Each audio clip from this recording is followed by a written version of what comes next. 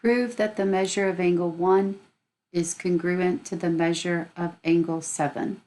I like to write my proofs in a 2-column proof format, at least to start with, so that I can organize my statements and reasons. We always want to start with the given information. The given information tells us something about what we're going to be using, and then we want to know what is our conclusion. What are we trying to prove?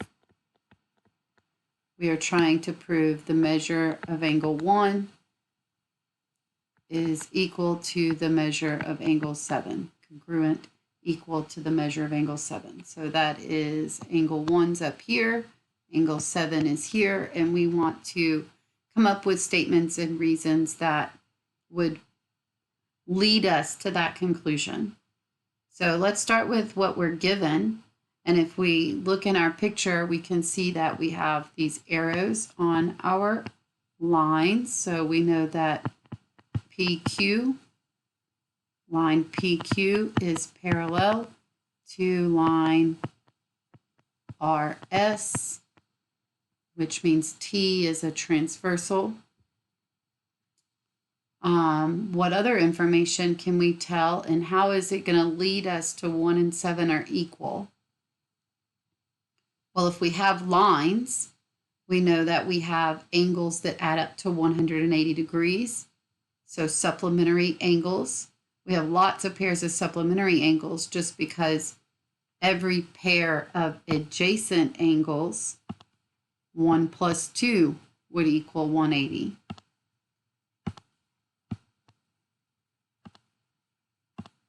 Two plus 3 would equal 180. 3 plus 4 would equal 180.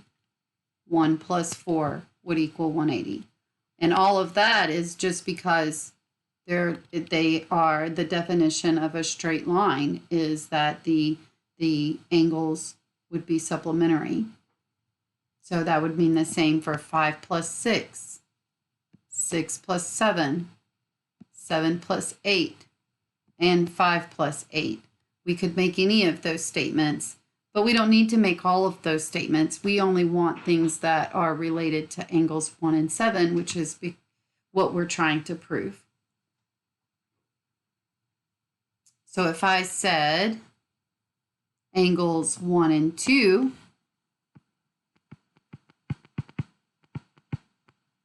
equal 180 degrees,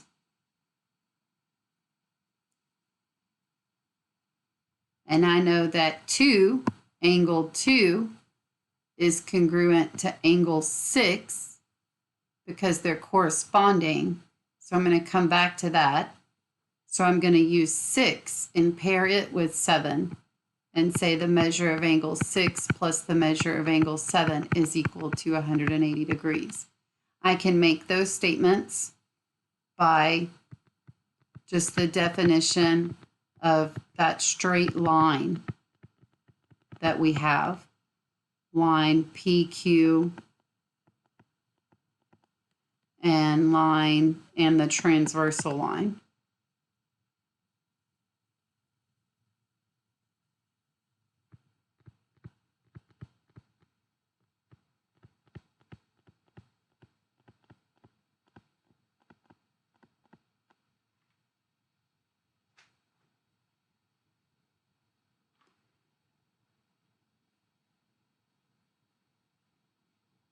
So by the transitive property, I can make these two statements equal to each other since they both equal 180 degrees. The transitive property, if A equals B and B equals C, then A must equal C. So here we have if the measure of angle 1 plus the measure of angle 2 is equal to 180 degrees.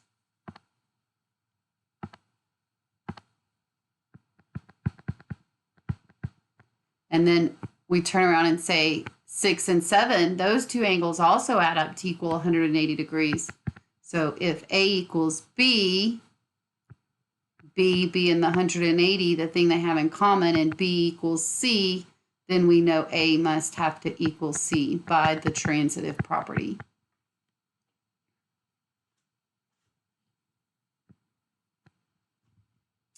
Now, going back, we can go back and see that we know that the measure of angle 2 is equal to the measure of angle 6.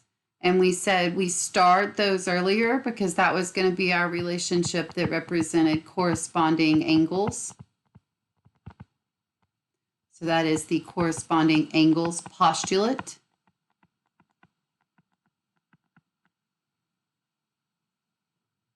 So if the measure of angle 2 is equal to the measure of angle 6, I can say the measure of angle 1 plus the measure of angle 2 is equal to the measure of angle 2 plus the measure of angle 7 just by substitution.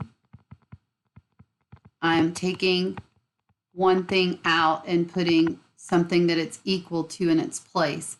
I took the measure of angle 6 out and I put the measure of angle 2 in its place. I substituted.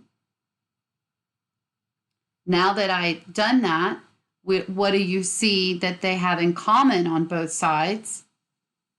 Since they both have measure of angle 2 on both sides of the equal sign, I can subtract the measure of angle 2 from both sides using the subtraction property.